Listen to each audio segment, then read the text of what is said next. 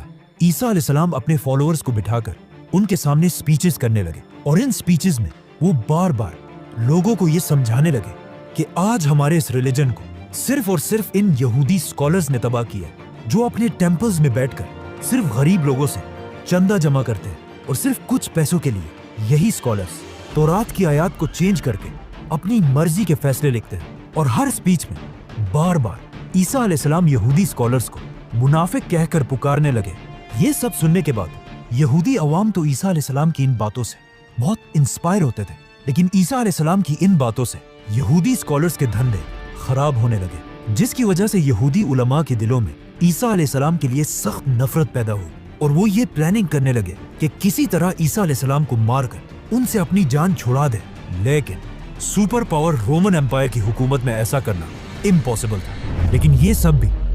بہت جلد بدلنے والا تھا،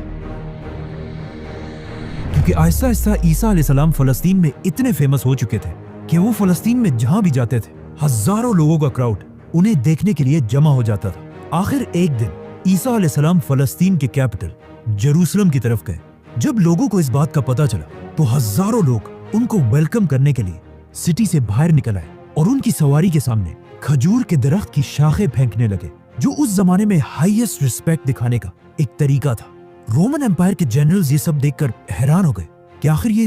کون آ رہا ہے جسے لوگ بالکل ایک بادشاہ کی طرح رسپیکٹ دے رہے۔ ناؤ عیسیٰ علیہ السلام کی طاقت کو دیکھ کر رومن امپائر کے جنرلز ان سے ڈرنے لگے اور